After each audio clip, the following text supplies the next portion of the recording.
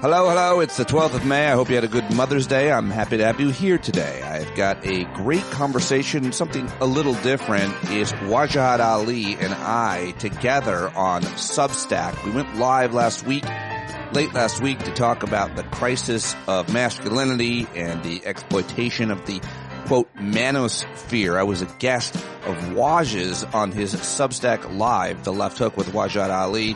And we did over an hour. We had about a, 70-minute conversation. It was really good, and that is what I will be sharing today on the podcast. I've got a great week of guests planned for you. If you want to jump ahead to that conversation with Waj, it starts at about 36 minutes into today's show. But as always, I've got your headlines. I've got a whole bunch of news clips from the weekend.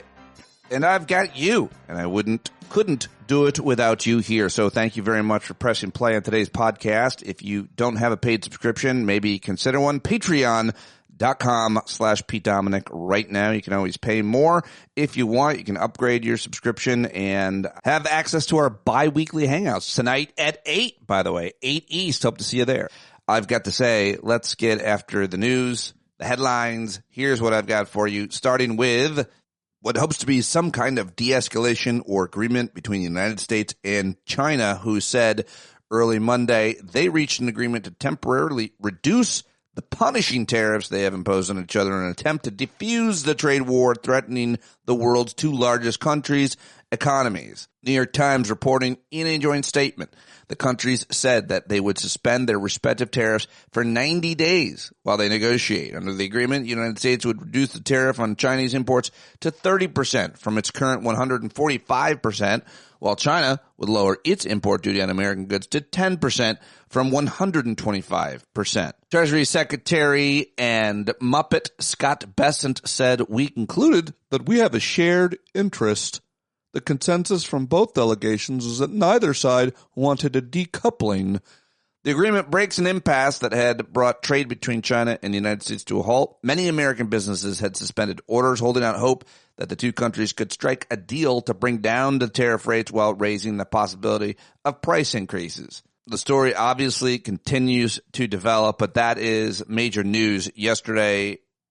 All of it was unnecessary. All of it roiled markets, and China won. I mean, Trump clearly got rolled here, and I like this I saw on social media. Trump versus China. Trump says, "We're talking. China, we're not talking." Trump, "I hold all the cards." China, "We make the cards." Trump, "Kids will be happy with fewer dolls for Christmas." China, "You couldn't even name your own kids." You're all caught up. There you go. This story will continue to develop, but China has got to be laughing at us, as is the rest of the world, that this whole charade occurred the way that it did. And we are far from over or out of the woods with China or the rest of the world. So continuing to follow that one, obviously, the other story yesterday that was huge is that the grifter in chief pulled his largest grift of all. In what may be the most valuable gift ever extended to the United States from a foreign government, the Trump administration preparing to accept a super luxury Boeing 747 jumbo jet from the royal family of Qatar, a gift that is to be available for use by the tiny king, our tyrant, Donald Trump, as the new Air Force One, shortly before he leaves office, at which time ownership of the plane will then be transferred to the Trump, quote, presidential library. Well, what he means by that is he'll continue to fly it around on his own. The gift is expected to be announced officially this week when Trump visits Qatar on the first foreign trip of his second term, according to sources familiar with the plans. Now, Trump toured this plane, which is so opulently configured it's known as a flying palace, while it is parked at West Palm Beach International Airport in February. Oh, I wonder why the Qataris brought their plane to Trump's house to let him see it. Obviously, this is outrageous. It's officially the biggest illegal bribe in U.S. history, and Trump should have to rename his Florida club Qatar Alago. But there are some pretty important details here that maybe have gone undercovered, underreported. I mean, this just broke yesterday. But last week, the Trump Organization announced a new $5.5 billion golf course in this country, Qatar. Then today, Qatar gifts Trump a luxury jet. I mean, I'm sure it's just a coincidence. Also, Qatar is the main funder or a huge funder of Hamas. So the president of the United States of America taking a gift from the country who is continuing to fund Hamas? I mean, what about the tariff on this $400 million jet, by the way? Oh, that's the tariff. It's that golf course I just mentioned. Oh, and how about this? Pam Bondi and Pete Hegseth have concluded it does not violate the emoluments clause for Trump to accept a flying palace from another country, even though the U.S. Constitution says no person holding any office of profit or trust under them shall, without the consent of Congress, accept any present, emolument, office, or title of any kind whatever from any king, palace, prince, or foreign state. So that's what the Constitution says.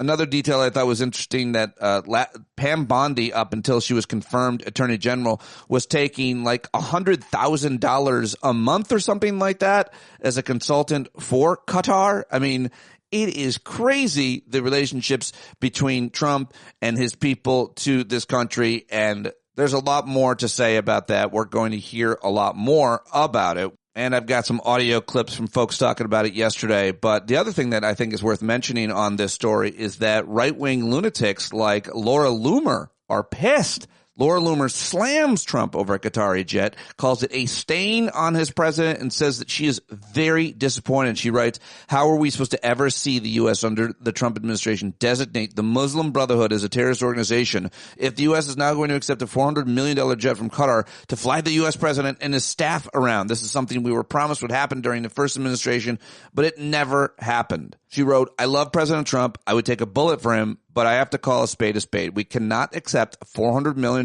gift from jihadists in suits. The Qataris fund the same Iranian proxies and Hamas and Hezbollah who have murdered U.S. service members. The same proxies have worked with Mexican cartels to get jihadists across our borders." That's Laura Loomer, and nobody seems to be a bigger fan of Trump's than her, and that's just the beginning of the conservative backlash against Trump on this deal. We'll see who else comes out and criticizes him and what develops with this. We do have some good news coming out of the Middle East. Apparently, the last American citizen alive hostage and held hostage by Hamas, named Eden Alexander, is going to be released and returned home. It should be mentioned that Alexander was an Israeli soldier and American citizen. He grew up in the United States. He's been held hostage since 2023 by the terror group Hamas. In other news related to our tiny king, yesterday he said that he was going to sign an executive order aimed at lowering U.S. drug costs, revisiting an idea that was blocked in court during his first term. And I don't know if this goes anywhere at all. Seems like another Lucy in the football moment. The proposal he proposed, which cannot shift federal policy, it's just an executive order, is what he calls most favored nation pricing model. He didn't provide any details about which type of insurance the plan would apply to or how many drugs it would target, but he indicated that the U.S. should pay lower prices among peer countries. But of course, any plan will be subject to challenges in court. It's not clear whether it will pass legal muster, especially without any action by Congress. Pharmaceutical industry, of course, bitterly opposes the idea, according to reporting from the New York Times, which would almost certainly cut into its profits and has been lobbying against it as discussions of the policy have regained steam in Washington in recent weeks. Companies have warned that such a policy would lead them to spend less on research, depriving patients of new medicines. I don't think this is going anywhere at all. This idea sets them apart from most Republicans who have tended to be skeptical of government price setting, really. That's how the New York Times puts basically something that if a Democrat did it, they would say this is anti-free market, this is socialism, this is anti-American, this is a populist appeal. And again, I think this is going nowhere. It's a distraction, but I did want to mention it. It would be amazing if there was something that we could do to get drug prices down in this country. But this is not it. I'm pretty sure this is not it. Let's not take debate on any of these stories. I mean, Trump claims he got a ceasefire between Pakistan and India. He did not. He says he got a deal with China. He did not. He says, I'm lowering drug prices 80%. He isn't. So let's hold reporters to a high standard and not let the media that is often clickbait take that bait. Let's check in with Newark Airport, even though I really don't want to. Apparently, Newark Airport flights continue to be reduced amid traffic control blackouts, according to several reports. U.S. Transportation Secretary Sean Duffy, who was once on The Real World on MTV, says he plans to reduce the number of flights in and out of Newark's airport for the next several weeks as it struggles with radar outages and other issues. So they want to add more air traffic controllers, which is quite a contrast from the top priority of the Trump administration, which seems to be slashing jobs in nearly all other federal agencies. United Airlines CEO Scott Kirby said on CBS's Face the Nation that Sean Duffy deserves credit for putting caution tape around FAA safety functions and separating those personnel from cost-cutting by Trump's Department of Government Efficiency. They're probably good friends.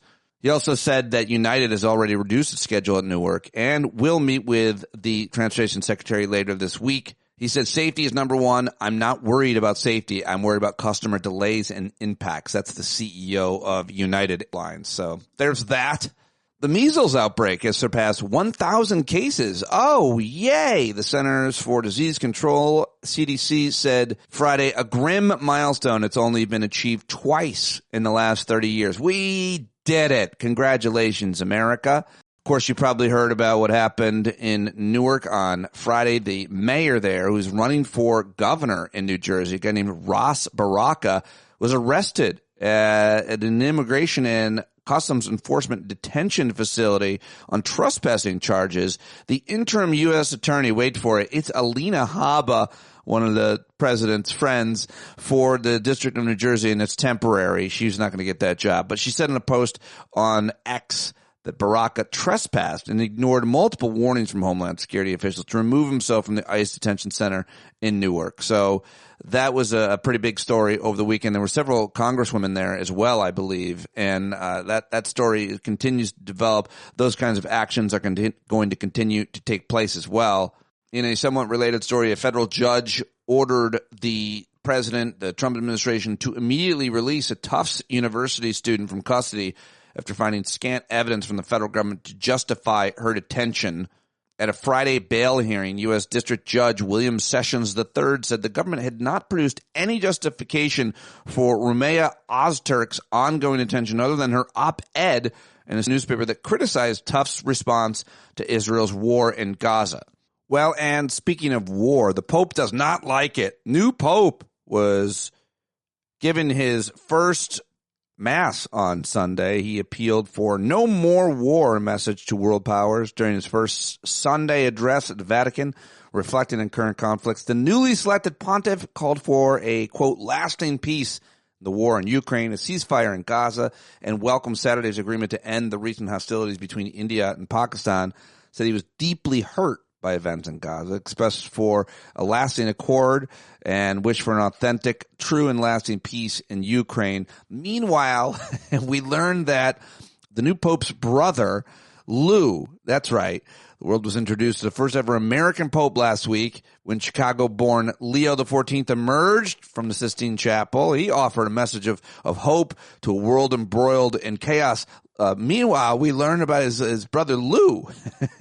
Lou, his older brother, he lives in Port Charlotte, Florida, and he hates liberals. He is very vocal about it. His Facebook page is one that screams MAGA grandfather. It was flagged and authenticated by the Daily Beast. Just this April, Lou Provost shared a video meme on Facebook for mocking support group for liberals struggling to cope with the second Trump administration. And he commented, "For my upset, crying, and left-leaning friends and others suffering from TDS, this service seems right for you." He also, in April, shared a video of Nancy Pelosi from the 90s going to bat for hitting China with tariffs. Pelosi has since changed her stance on the issue. He also alluded to a baseless conspiracy that accused Pelosi's husband of being romantically involved with a man who broke into their home and attacked him with a hammer. And Lou Provost once wrote, "These fucking liberals crying about tariffs is just unreal. Do they not know there's a thing called a video? Just listen to what this drunk cunt had to say in the mid-90s before her husband had grinder dates." That's right. Sorry for the language, folks. Didn't mean to shock you there, but that is Uncle Lou. Uncle Lou Prevost, who is the Pope's brother, is real MAGA. There's a lot more to that, but I'm not going to belabor it anymore. I'm sure there'll be more reporting, and hopefully Lou will go silent, leave his brother to bring peace to the world. All right, well, those are the headlines that I found for you here on Monday, and if I missed anything, and I missed a lot, I always do, email me, standupwithpete@gmail.com, and let me know what I should be talking about, mentioning, reporting here on the show each and every day. Now it's time to get to clips. The time for the clip show. Well, I didn't mention this, but the Trump administration, of course, is threatening to suspend a core U.S. legal right called habeas corpus, and it's sparked outcry and alarm. Stephen Miller, who is apparently a vampire, said the president is actively looking at suspending the right for people to see a judge if they're detained in the United States. Legal scholars, of course, say that Congress, not Trump, has that power, but I've got a bunch of reactions for you on that issue. First, let's go to CBS's Face the Nation, where Ed O'Keefe was in the anchor chair, and he was talking to Republican Congressman Michael McCaul and asked him about this. This past week as well, White House Senior Advisor Stephen Miller said, habeas corpus can be suspended at the time of an invasion, saying the administration's looking at ways to potentially do away with due process for undocumented immigrants. You're an attorney. You're someone who deals with Homeland Security issues and immigration, being there from the Lone Star State. Is suspending habeas corpus for undocumented immigrants a good idea? Well, this was done by President Abraham Lincoln during the Civil War. It's a very extreme measure, to take.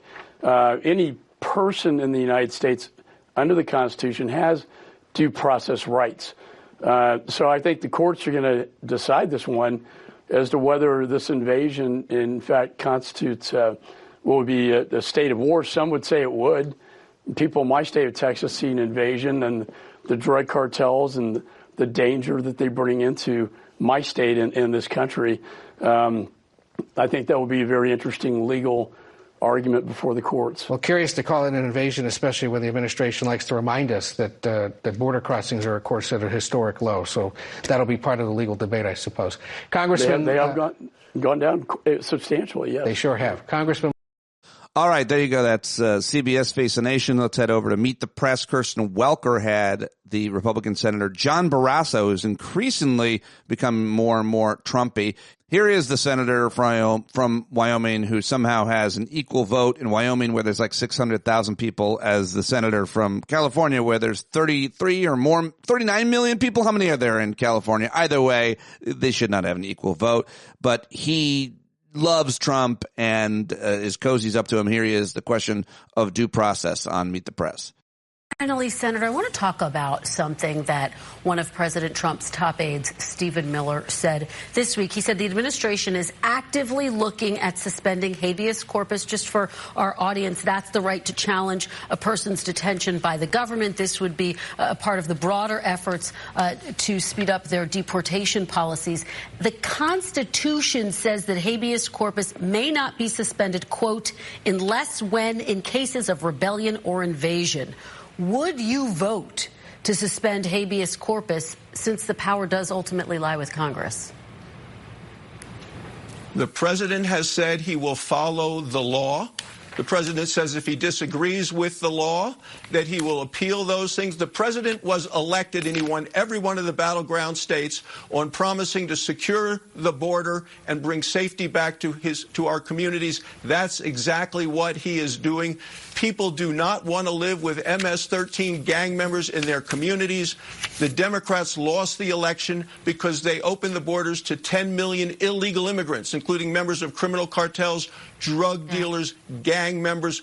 That's what the election was about. And the president is now seeing judges, district judges, radical district judges, using their courts to set national standards on making it harder for the president to deport individuals, criminals, and I stand with the president. And yet, Senator, just to put a fine point on this, I want to know what you would do. Would you vote to suspend habeas corpus if this were brought before Congress? Ultimately, this power lies with Congress. The president said he is going to follow the law. He was on with you last week. He said he has great respect for the Supreme Court. He said he expects the Attorney General to do the right thing, and I expect that the president will. Can you just give me a yes or no what you would do, though? Would you support suspending habeas corpus? I don't believe this is going to come to Congress. Okay. What I believe is the president is going to follow the law. He has said it repeatedly.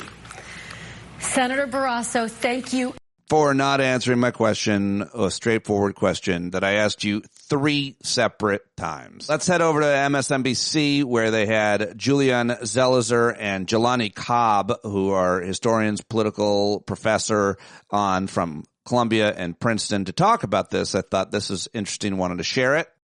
And it starts with Nosferatu himself, Stephen Miller, talking about the potential of suspending habeas corpus, like Lincoln did. President Trump has talked about potentially suspending habeas corpus to take care of the illegal immigration problem. When could we see that happen, do you think? Well, the Constitution is clear, and that, of course, is the supreme law of the land, that the privilege of the writ of habeas corpus can be suspended in a time of invasion. So I would say that's an option we're actively looking at. Look, a lot of it depends on whether the courts do the right thing or not. Habeas corpus is one of the most important and basic rights we are entitled to. It is the mechanism that protects people against unlawful imprisonment. And it is enshrined in the Constitution, which says that it can only be suspended in cases of, quote, invasion in the interest of public safety. Trump has tried to argue there's a, quote, invasion as justification for his mass deportation campaign. But a judge in Texas has already debunked that claim, finding the White House has, quote, failed to prove any invasion. Trump, in a cabinet meeting last week, appeared to reference habeas corpus when musing about how he can expand his presidential power despite court orders.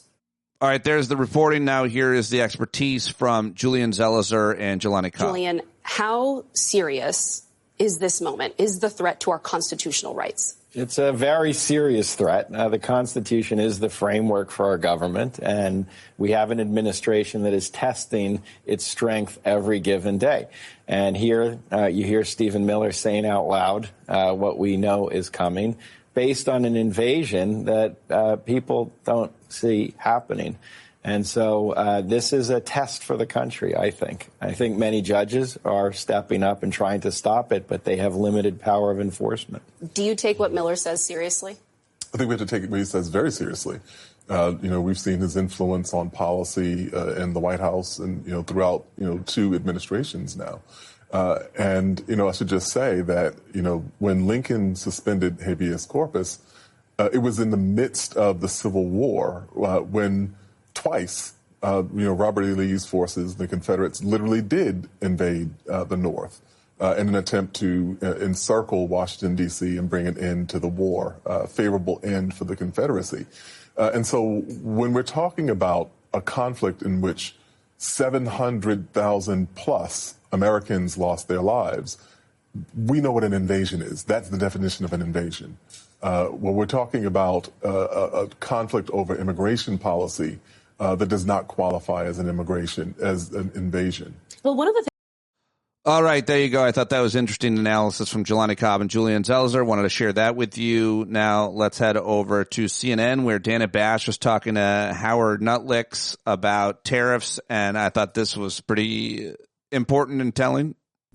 Is the 10% tariff that we're seeing in the framework for the UK going to be in place for the foreseeable future? So we do expect a 10% baseline tariff to be in place for the foreseeable future. But don't buy the silly arguments that the U.S. consumer pays. Businesses, their job is to try to sell to the American consumer.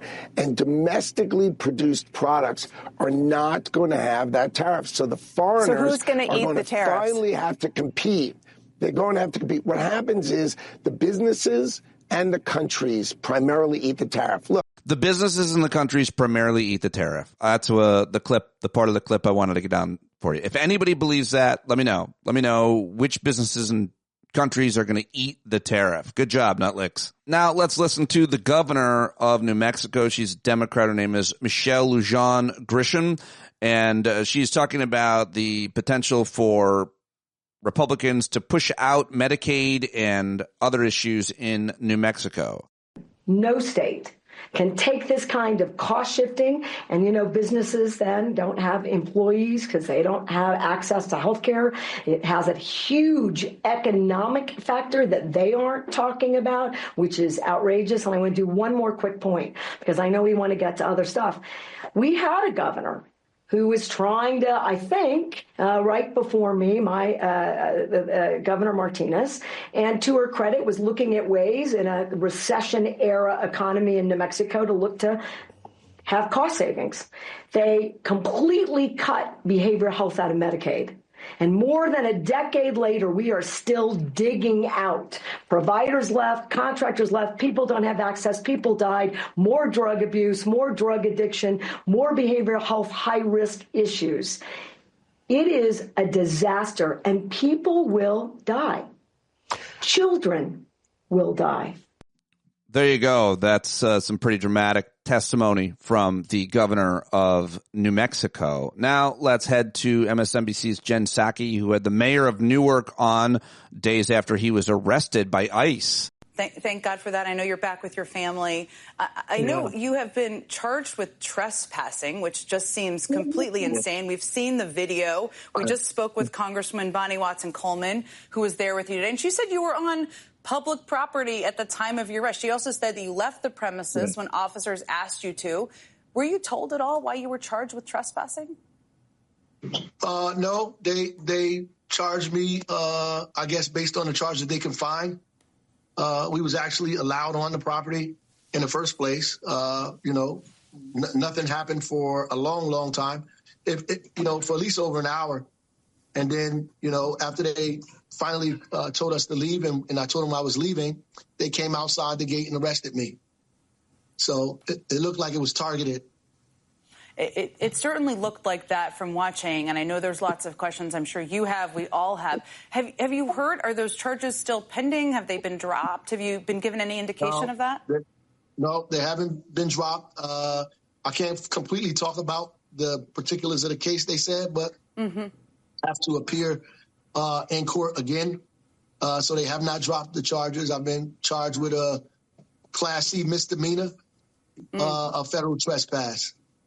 All right, there's Ross Baraka on MSNBC. And now here is Alexandria Ocasio-Cortez, the congresswoman from New York, on Instagram, just going off, and I am here for it. Because that right there, that kind of attitude is what is actually anti-American. That kind of attitude is what is actually treasonous, is to attack our Constitution and to attack the obligations that we have in our Constitution, to attack free speech, to attack the powers of Congress, to erode our ability to investigate and conduct oversight.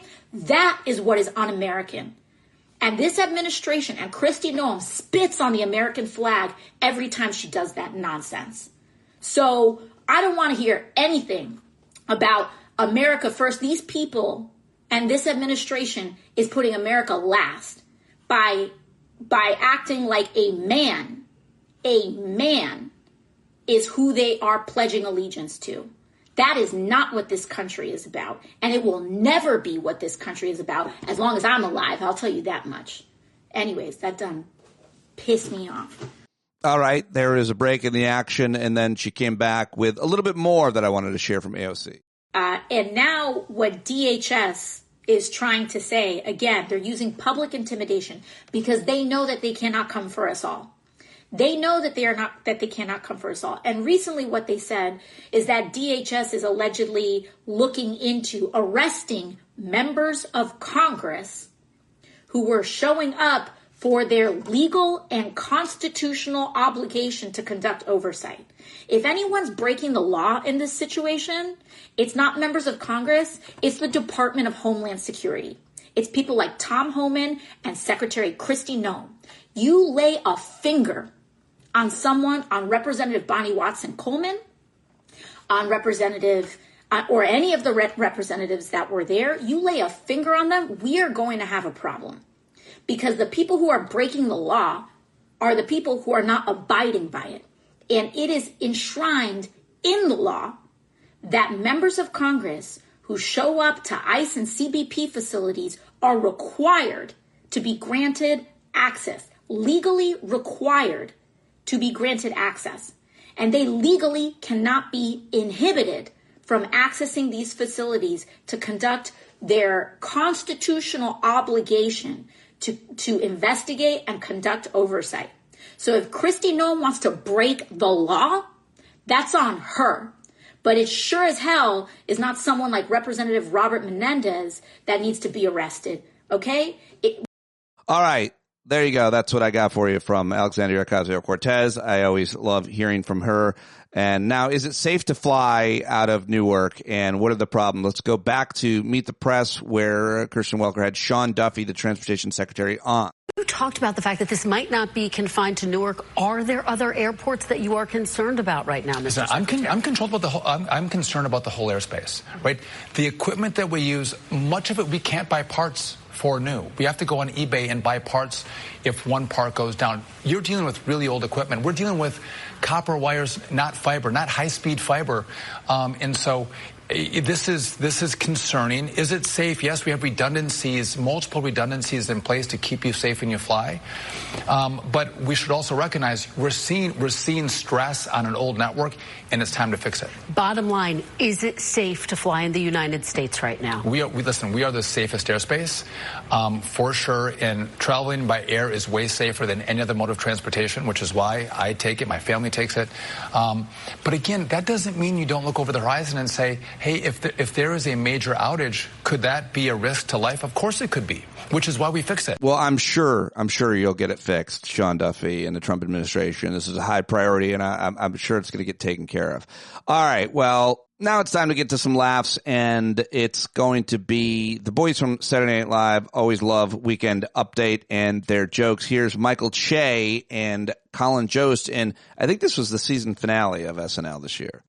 Well, the Catholic Church has elected the first ever pope from America.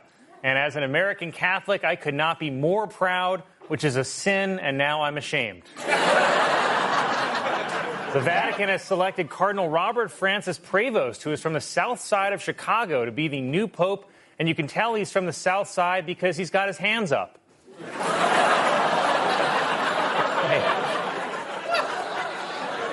This pick was actually a welcome surprise for me because when I heard the Pope was a super religious guy from Chicago in a funny robe, I was worried it was Kanye.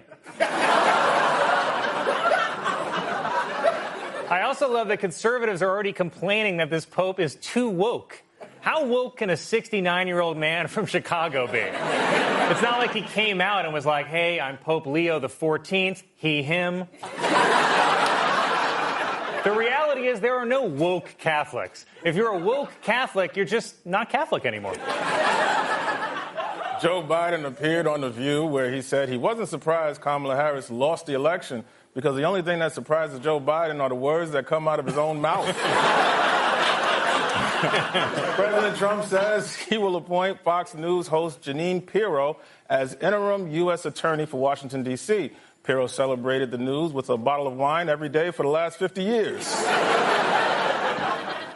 President Trump also announced a new trade deal with the UK that will reopen British markets for American companies. All that Britain demands in return is that we keep these two.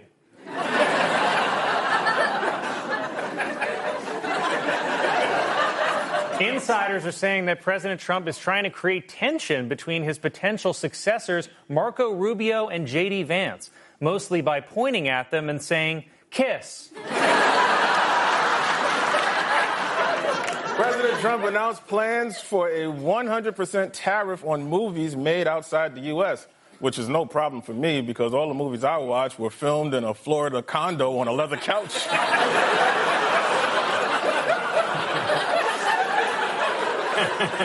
If you laughed, you're a fan, too.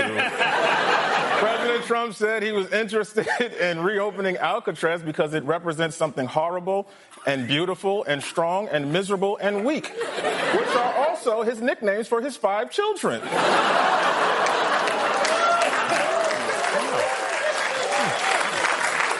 A new report shows that there have been at least 9 incidents at Newark Airport where air traffic controllers have lost contact with planes that were about to land.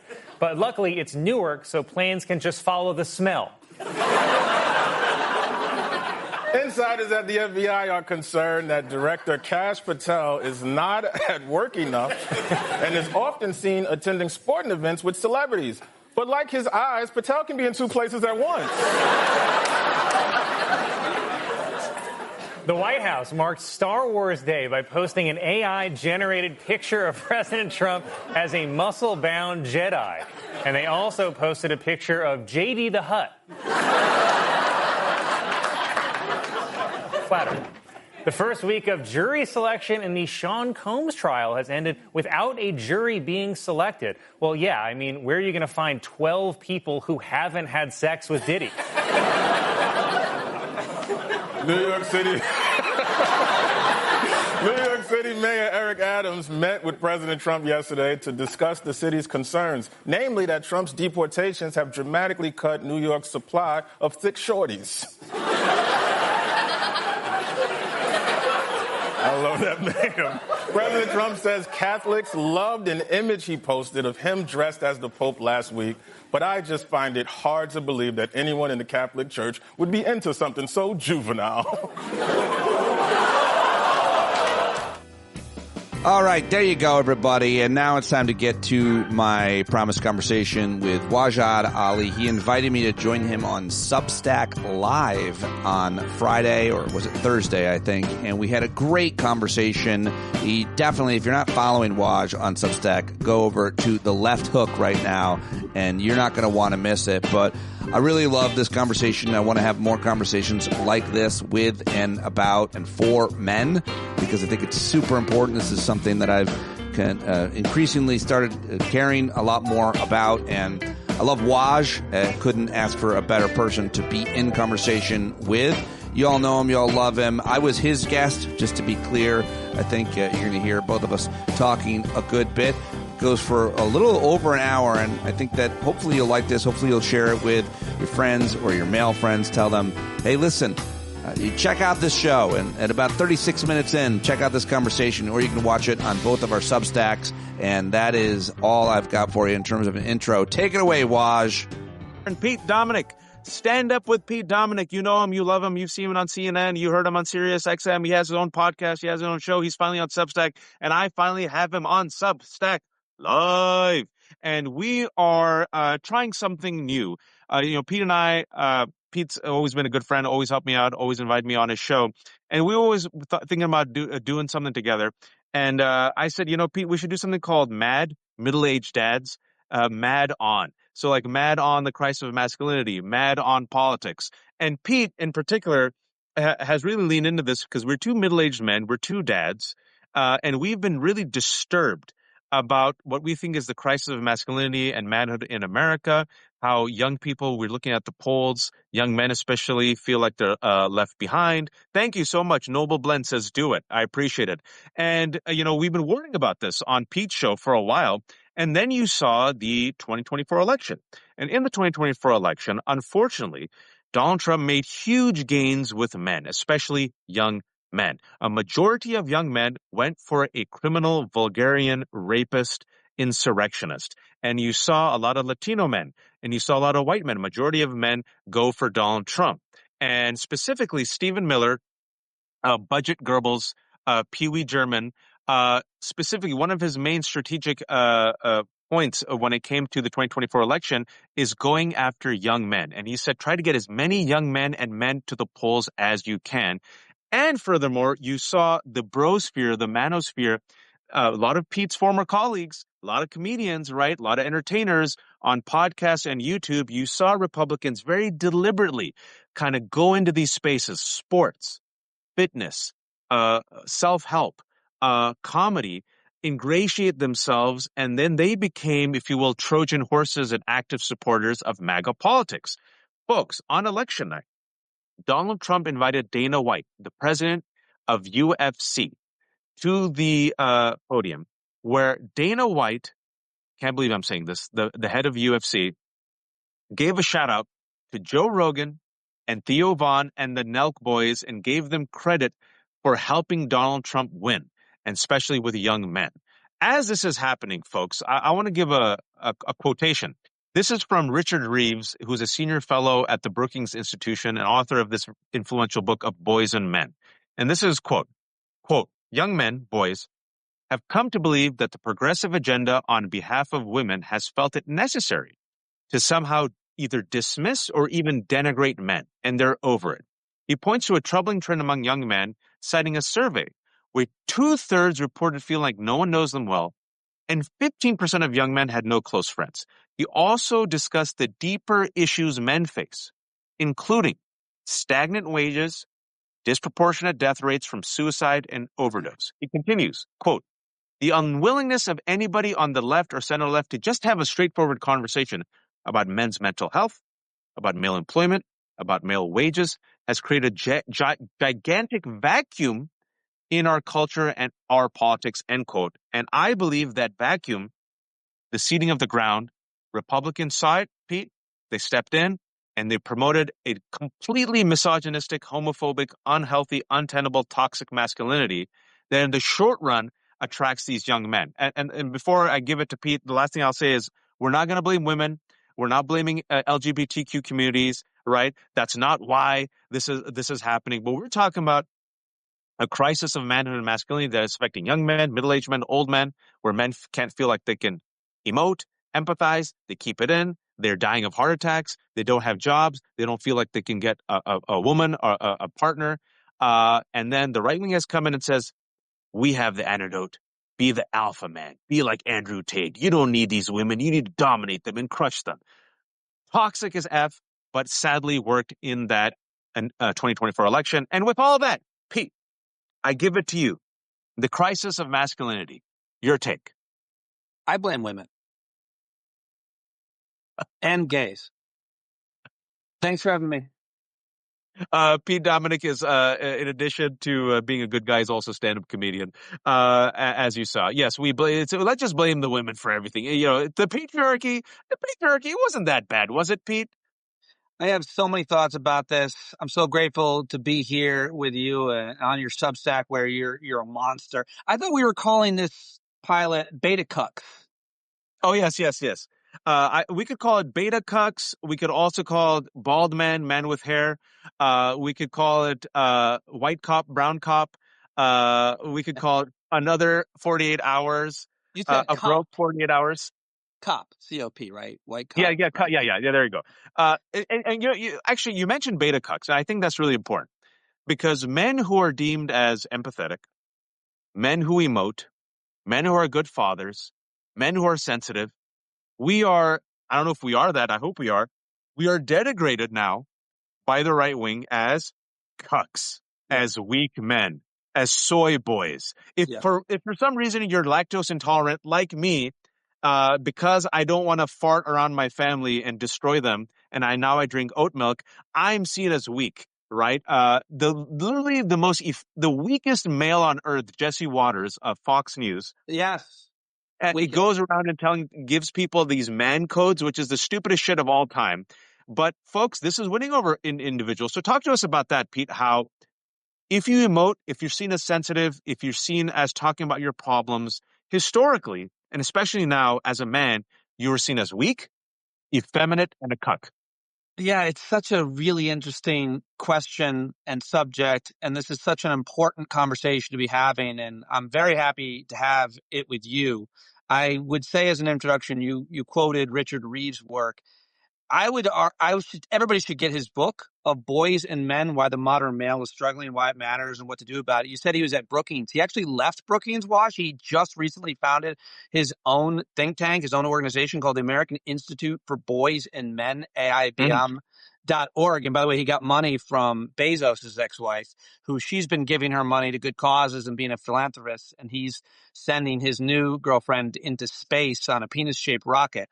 I don't want to digress too much off of that other than mentioning another book called Boy Mom by Ruth Whitman, Reimagining Boyhood in the Age of Impossible Masculinity. Those two books, reading those two books will do as much as any conversation you and I can have, and a lot of what I view is based on the data and the thoughts and that. The rest, a lot of what I am feeling too myself personally is what I've gone through in the past 4 years, losing my corporate job, my marriage ending, and becoming almost a statistic, like 71%, or like, it's a tremendous amount of men are taking their own lives.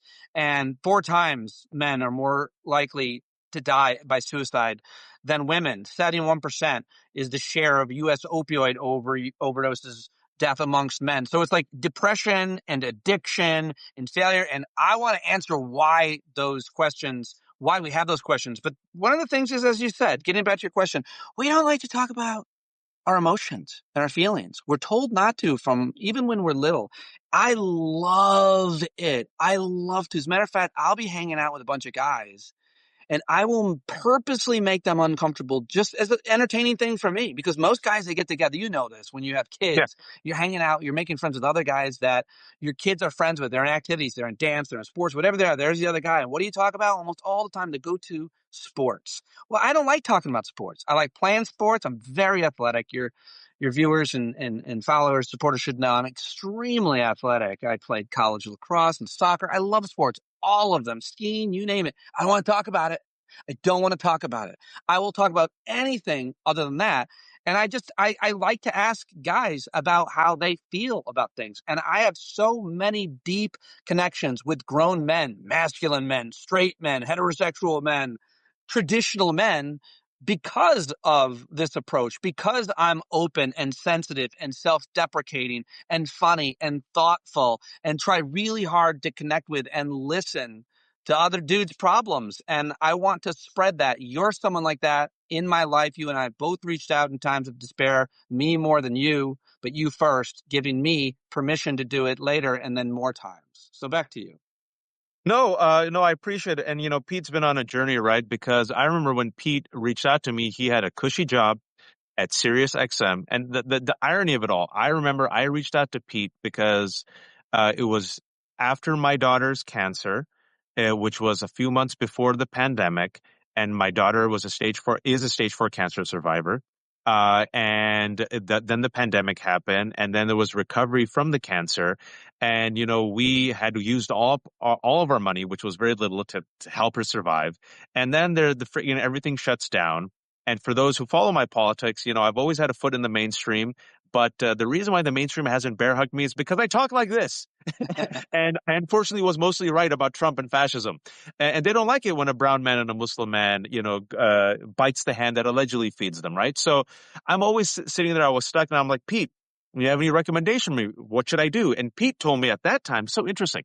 Pete, you said, I have my dream job, man. Like, I get to just drive to work and I get paid really well and I have insurance. And I remember you told me something. You said, I don't know what the hell I do if I ever lose this job. Now, fast forward 6 months after that, you call me and you say, bro, I've lost my job. Like, what the hell do I do? And then, you've been really open publicly. And I know we talked about it because you talked about your marriage. And, I try to give you advice, what I can. And then you found it to be helpful. And, we've always been good on when we talk and go back and forth. Whenever Pete and I talk, we just, I just tell him, he literally just hits play and we just talk. We never do notes. And so we've gotten to a point where you and I have talked about this a lot, where many of us, especially middle-aged men, right? And I've said this, people my age and older, I've traveled the world, gone to 6 continents. It's the way we were taught culturally. Hey, Danielle's here. Danielle and I talked about this also in our show, Democracy-ish. Bring her in. What I said is the following. Men my age and older, right? If the angel of death came to us and said, listen, I'll give you 10 more years of life. Suppose you're going to live to 65. I'll give you 10 more years of life. All you have to do is cry. Men my age and older overwhelmingly were like, just kill us now. And the angel of death were like, whoa, no, I'm not here to kill you. I'm literally willing to give you 10 more years of life. But you just have to cry once. So like, I get it. Just kill me now. I'm willing to die right now. Bill Burr has been talking about this a lot also. And Bill Burr has a new comedy special on Hulu, which I think people should watch, even if you don't like his comedy. It's called The Drop Dead Years. And he's middle-aged as well. And he was talking about so many men are literally dropping dead. Right. And you and I have talked about this for a few years. I'm like, maybe Bill, we took Bill's material or Bill took our material. I said that if you saw a man like age 65, right, And they'll say, hey, this man became vegan, and this man was working out, and this man did the pilates, and all of a sudden he dropped dead of a heart attack. What happened? And I said, if they did a spiritual autopsy, if they did a spiritual and emotional autopsy on many of these men who are just dropping dead, what they'll see is this. Physically, they'll be like, he had abs, he worked out, he was drinking oat milk, he started eating kale. Spiritual autopsy, loneliness, depression, sadness, grief. He never let it out. And so many of us are taught, especially our age and older, that a man suffers quietly. If he suffers quietly, that means he's suffering well. His job is to just take it and then die. And that is an honorable death. You suffer quietly, you suffer well, you shut up, you don't be a cuck, you work, and then you die. What did I miss, Pete? I think you missed, you have to be a hero too. You have to commit heroic works. There's this idea out there and what some people refer to as the manosphere. And I don't like any of these terms, including toxic masculinity, only because I think it's served its usefulness, because now I think it just turns people off. And what we want to do is bring men in. That point you mentioned about loneliness, it's literally a killer. For men especially, it kills men. There's science to this in terms of the depression that it creates and the fear and the sadness. It kills men. That's a lot of times why they kill themselves. That counts. Sorry. And it's my great effort and reward that since I left corporate media, thinking my career was over, I've had the opportunity to have the best opportunity ever in my career by connecting people. I host these hangouts twice a week, as you know, since the pandemic.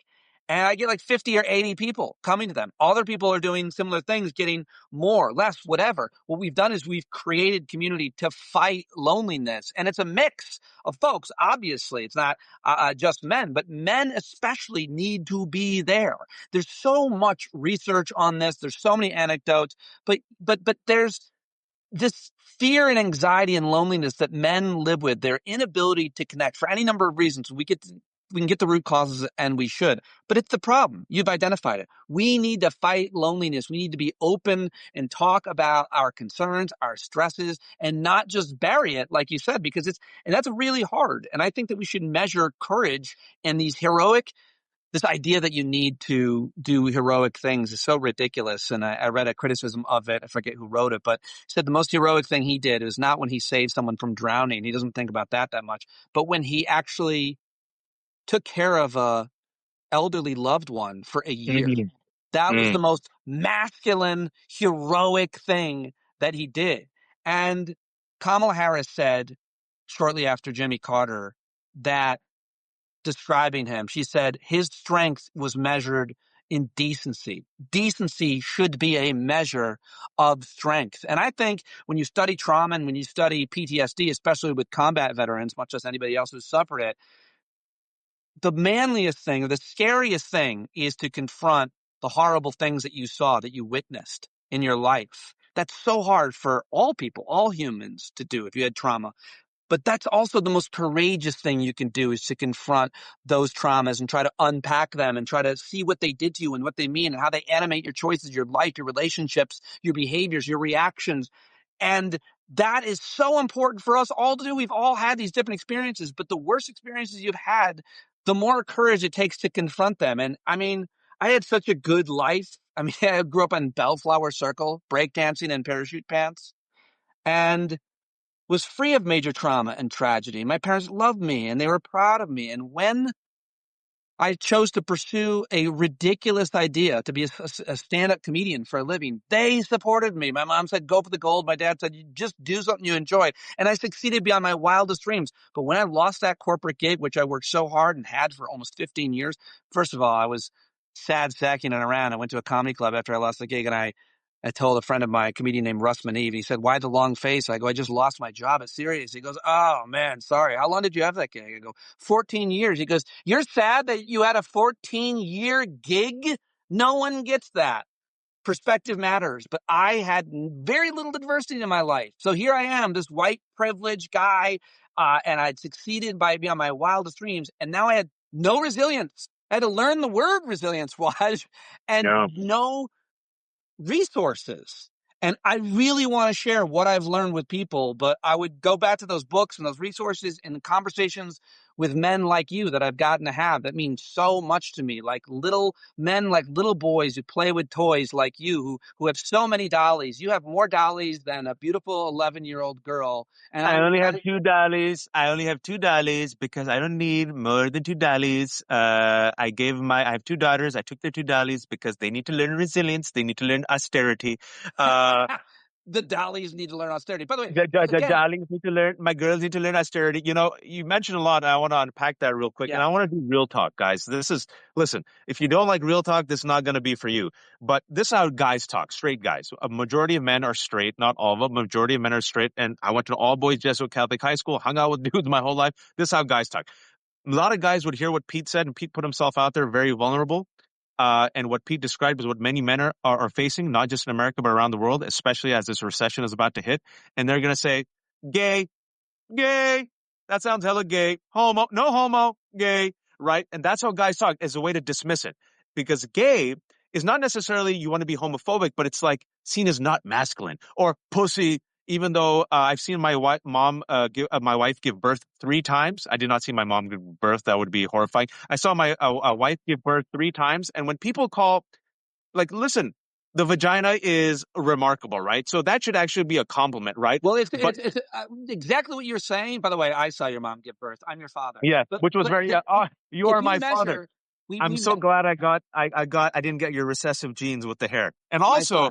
Lake on my son. But here's the thing. I measure strength, not necessarily by traditional means, how much weight you can move or how hard you can punch or that kind of strength. But what you just mentioned, the pain threshold is strength. Women give birth. They are, there's a term for us when we get sick called man sick, right? Like women can deal with more emotional and physical pain, which they're more resilient.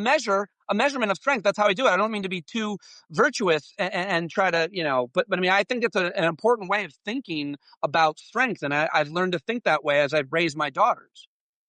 Because women, they say when it comes to even combat, right? Men are physically more powerful, but women have, wait for it, more stamina, more resilience. And if you've ever seen a woman give birth, listen, in Islam, there's a saying that heaven lies beneath the feet of mothers. And men, when we were growing up, we were like, hey, man, like, what about us dudes? How come 3 times the Prophet Muhammad was asked, who should respect the mother and the father? He said, mother, mother, mother, then father, and heaven lies beneath the feet of mothers.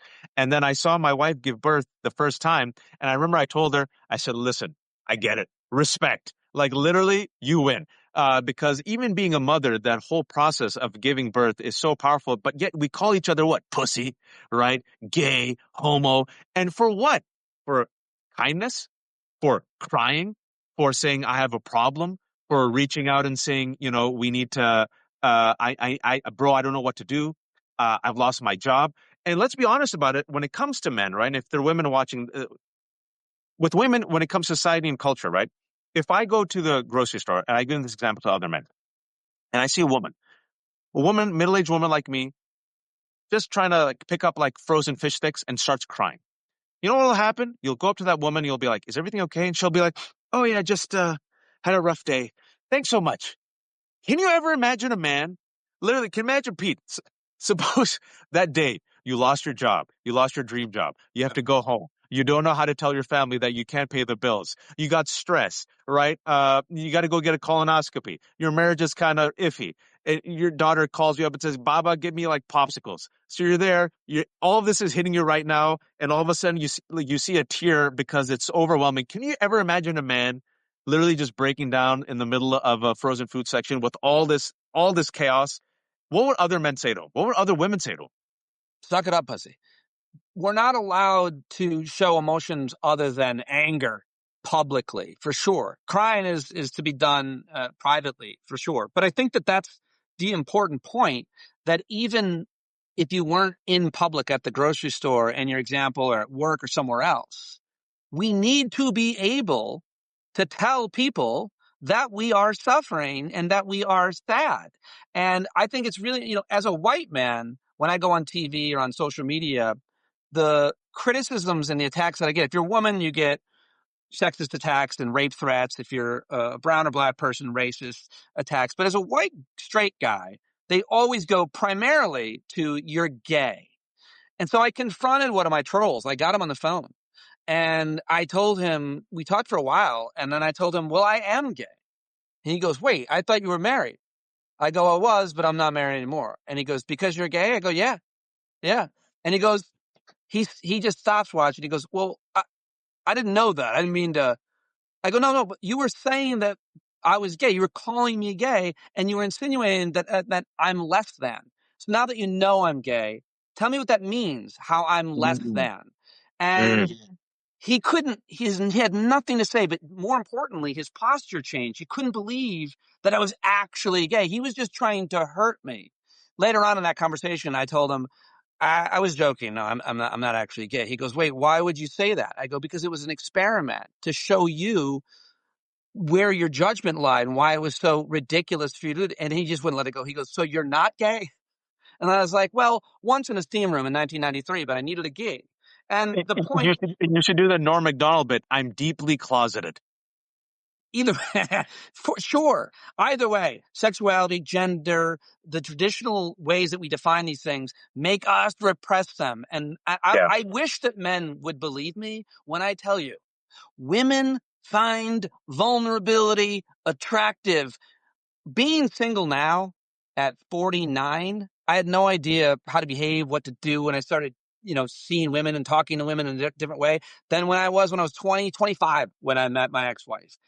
It's a different game now. When I was younger, I was insecure. I was trying to peacock. I was trying to do all the traditional things that attract women and so on. But now I realize at this age, especially, women are attracted to vulnerability. Vulnerability is strength. So I would highly advise men to talk about what they're dealing with, whatever is when. We don't use the word anxiety. We don't use the word worry. We might use a manlier word like, I'm just a little bit concerned about that and so on. We need to redefine language. I have some thoughts. It's on my brain. But we talk about how, and I want to talk about how this new type of masculinity is being fashioned, which is the same old BS, right? So much of it is gendered language, so much of it is misogynistic, so much of it is homophobic because it masks fear. It masks vulnerability. It masks deep insecurities, right? And so we punch down on the vulnerable communities. We punch down on women. We punch down on LGBTQ. We're not them. We're this, right? We are real men, and real men are not feminine. Real men are not quote unquote gay, because anything dealing with feeling is all of a sudden gay and you become a quote unquote homo, right?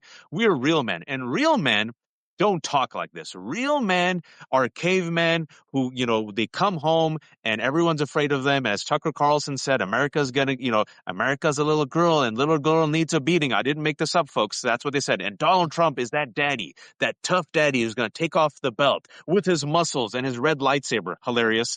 And he's going to come in and establish rules. And Andrew Tate, he's a real man and he doesn't negotiate. He doesn't tell them feelings. He uses women as property. Women are quote unquote bitches. And then there's Jesse Waters. He doesn't use straws because using straws is gay. A real man doesn't use straw, right? And so what we're dealing with the right wing is this ground that was seeded where no one talks about male loneliness, men not being able to talk about not having jobs, men not being able to talk about getting women, because women, if you're on listening to us, you all have no idea how much power you have.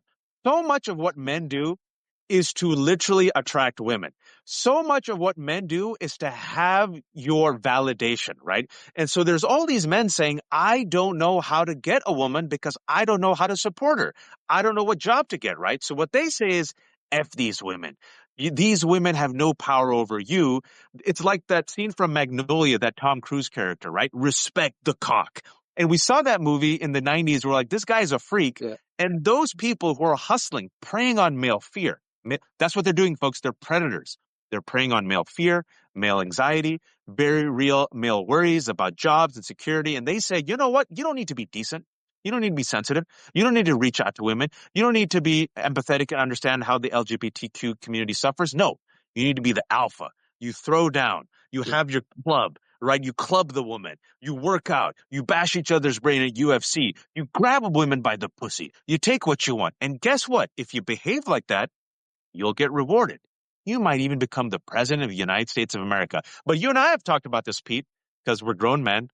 I'm married. You've been married. You're in the dating scene now. Pete, are you single? Yes, but there you go. Women, hit up his DMs. No, don't. You've raised smart, strong, beautiful girls. I've got 3 kids, 2 girls and a son. You and I know, with the gray hair, that type of perverted manhood and masculinity, it doesn't last. It is self-destructive. Right. Talk to us about that. How it does not, it is completely sociopathic. And God forbid, if you're in a relationship with a man like that, that relationship is going to end. It's really corrosive for a lot of reasons. But I want to make a really, a very important point. I spent most of my career, well, in terms of advocacy around gender specifically, which I've done a lot of, it's been about women and girls, women's reproductive rights, pay equity, anti-domestic abuse. I'm anti-domestic abuse, which is a huge issue, obviously, and trying to get to the root of all of those issues and advocate for policies that will create more opportunity for education, equities in healthcare, and so on. And I also raised 2 girls. And so I really personally wanted to do the best I could to raise independent, confident daughters. That was my goal. And we did a great job at that. And at the same time, I'm starting to focus a lot more on men and boys, because the truth is men and boys have fallen behind for so many reasons. And what we're talking about and identifying here is, to some extent, the outcome of what's happened in our country and in our culture, where we're at.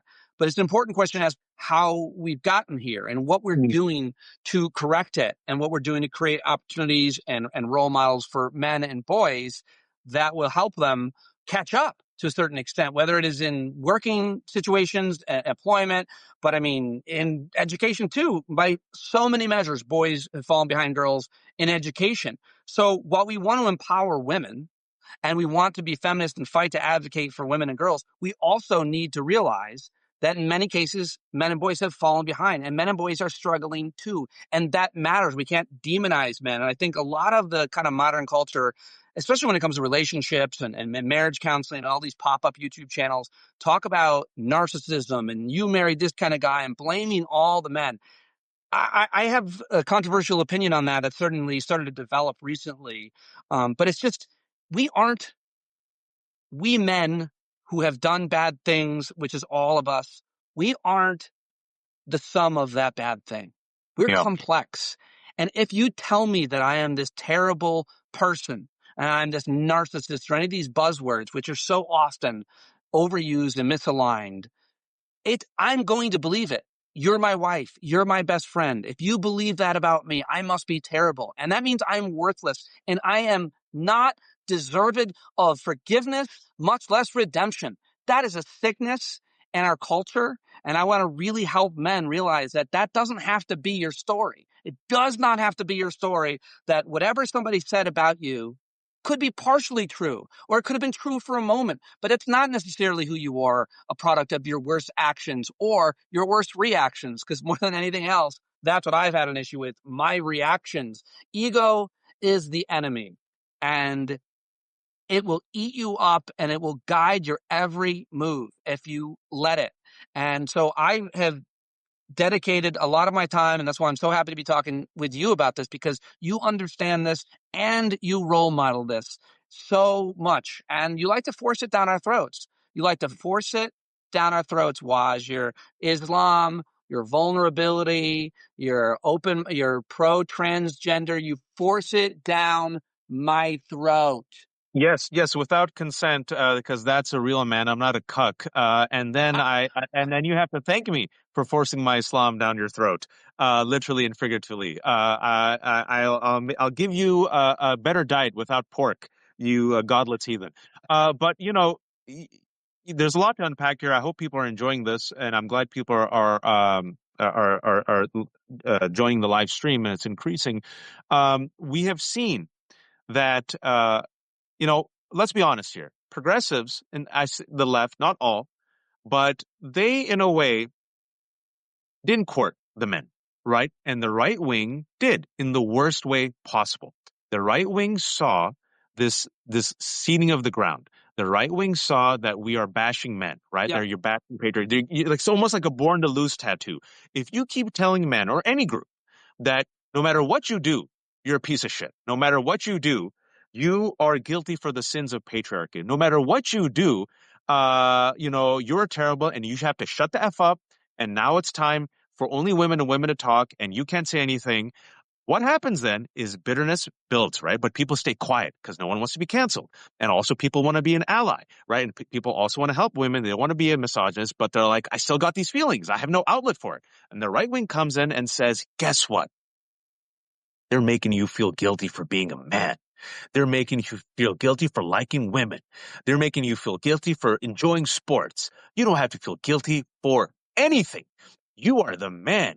You are the alpha. You're not a cuck. And then they present this absolutely deranged sociopathic version of a male who, God forbid, if this was your dad, you would run away.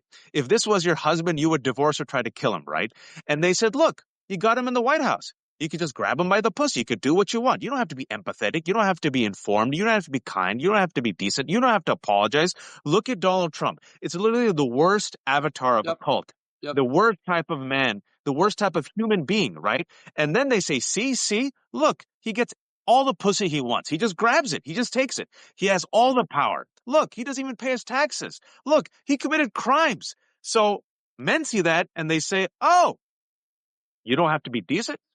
You don't have to apologize. You can be cruel, racist, misogynist, homophobic, and this country will make you into the president. And progressives now, and this is what I'm really worried about, is you're seeing a split. Elisa Slotkin, I keep bringing this up, of Michigan, the center Democrat, is saying Democrats need to stop being, her words, weak and woke. They need that alpha male energy. Like, they need to, she's using swear words. They need to be like the football coach, Dan Campbell. Your response? I think that it's important to recognize that, as you said, the right has done such a great job at preying on what are real problems, what are real issues around loneliness and insecurity and all the issues that they identify. They just offer the wrong solutions, as always, if they identify the right thing. But I think it's important, as someone said in the chat. Not just the wrong solutions. Sorry, I didn't mean not just the wrong solutions. I believe the narrative of the man that they've put forward is actually pouring fire on the gasoline of insecurity, loneliness, anger, and rage. But yes, no, absolutely. And that narrative has been formed by so many people like Jordan Peterson and a lot of people, and Joe Rogan and all those comedians that you mentioned, that whole world. When I think about, somebody in the chat mentioned, something like a good man or a real, thoughtful, trustful man doesn't talk about himself. He actually performs. He actually does actions. And I always think one of my favorite quotes came from an Australian general. About 10 years ago, there was an epidemic of sexual assault and harassment in the Australian military, as there is in every military, especially the U.S. military. It's an epidemic. Ask any woman and most men in the military, they will tell you.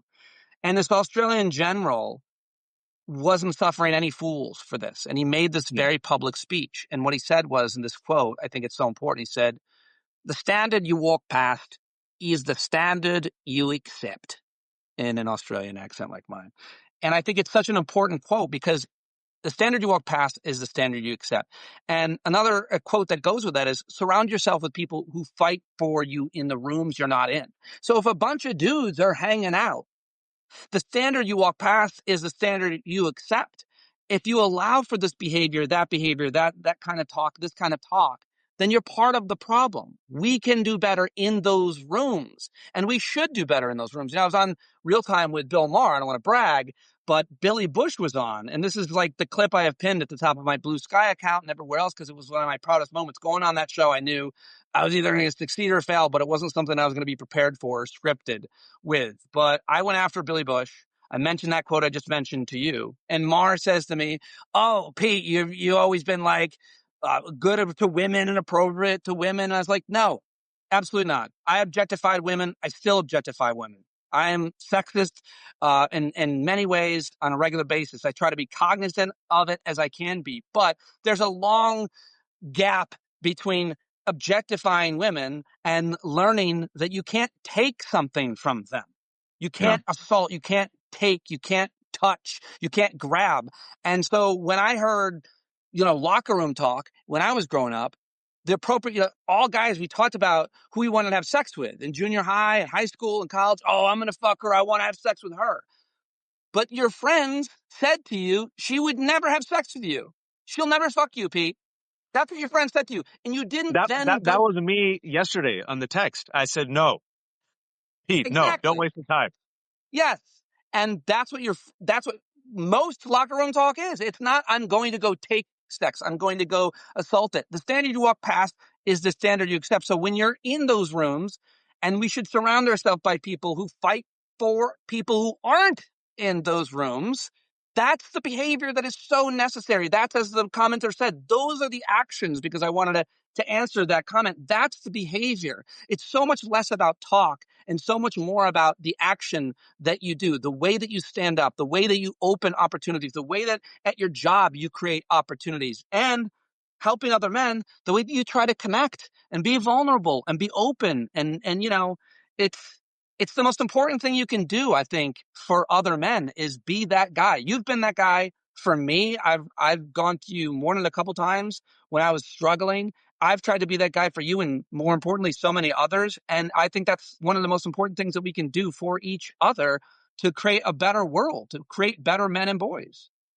It's the connection aspect that is important, because I hear whenever we do conversations like this, inevitably there are women who tell, and I see some of the comments, grow up, man up, men have had it so good, patriarchy, try being a woman. I get it.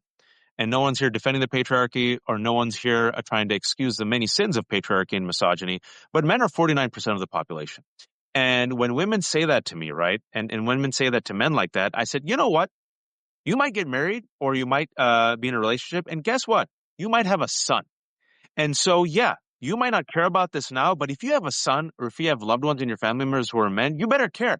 Just like when men say, I'm not a woman, why should I care? Yeah, you might have daughters. And then you see how creating a toxic, misogynist society for women directly impacts the woman that you love the most, your daughter, right? Yep. Or your wife, or your mom, right? So we're all connected. 51% of the population identifies women, 49% as men, right? We're all in this together. So when people dismiss it and say, why should I care? Ugh, whatever. You might have a son one day, folks, and you want your son, like me, I have one son, I have two daughters, to grow up to be a decent, good, kind human being who, if he ever gets married, is a decent, good father, who, inshallah, if he ever has kids, is a decent, good family member who provides, who's a community member, and, is a model for future generations, right? That's why we all need each other, and we need to model this good behavior. Now, speaking about personal, I'll share, to this day, my wife, I married way up. My wife is better looking than me. She's smarter than me. She makes more money than me. She's a doctor. I don't know why she married me, but she did. My wife, I always joke, cries for the both of us, because I as I'm saying this, I don't cry. Like, I haven't cried in forever, and a lot of stuff have happened to me. And my wife is like, can you just cry once?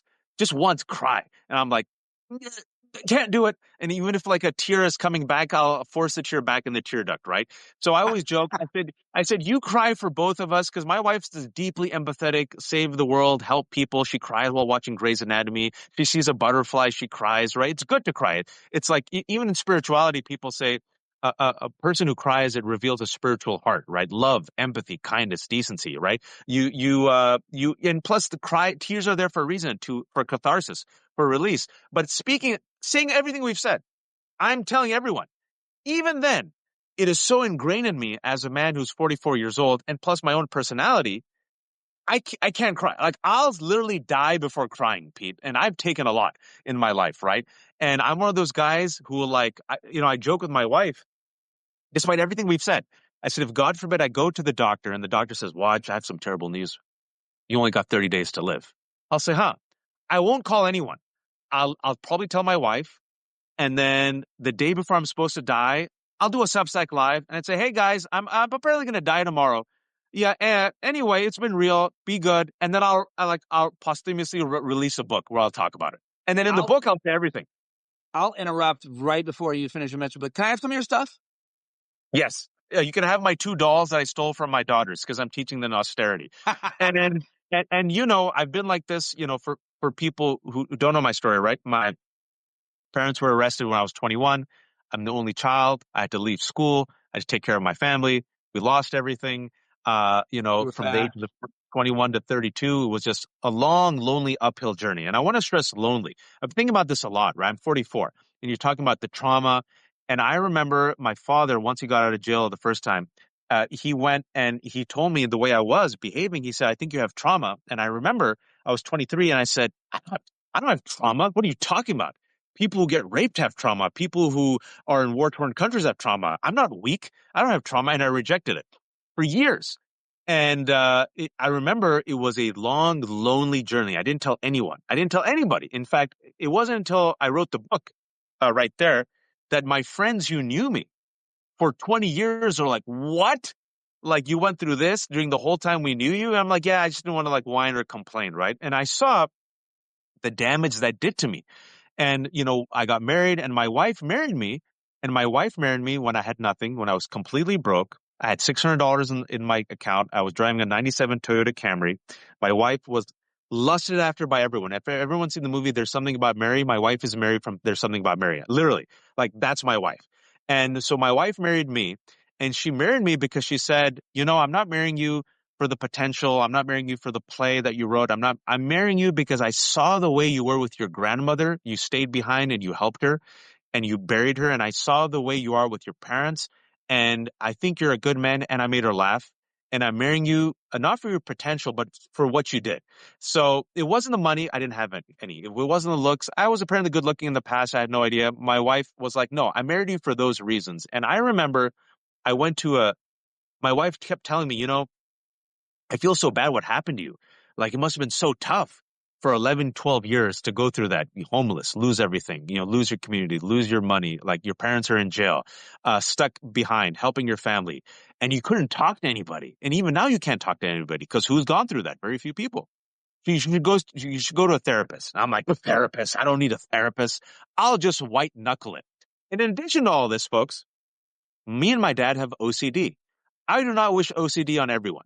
On anyone. OCD is very difficult. It's an anxiety disorder, but it just makes life harder, right? So I white knuckled it, Pete, to the age of 41. And I was very successful and I got very far, and outwardly facing, nobody would know about the trauma and the storm inside me, right? OCD plus all of this. But I had 3 kids. I have a son and 2 daughters.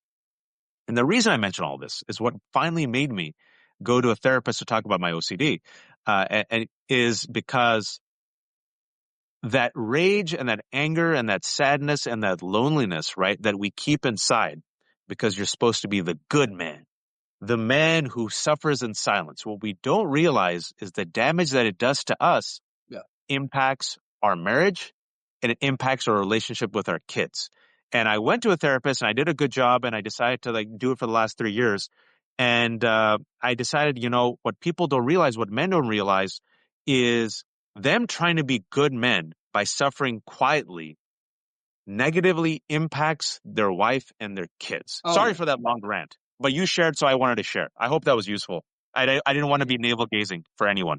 No, it's not navel gazing when you're being vulnerable on a public platform, because what you just said was giving other people permission to realize that they're not alone. So I think it's really important when we do that, as long as we don't kind of overdo it, as long as we're honest about it, as long as we offer perspective, as you always do.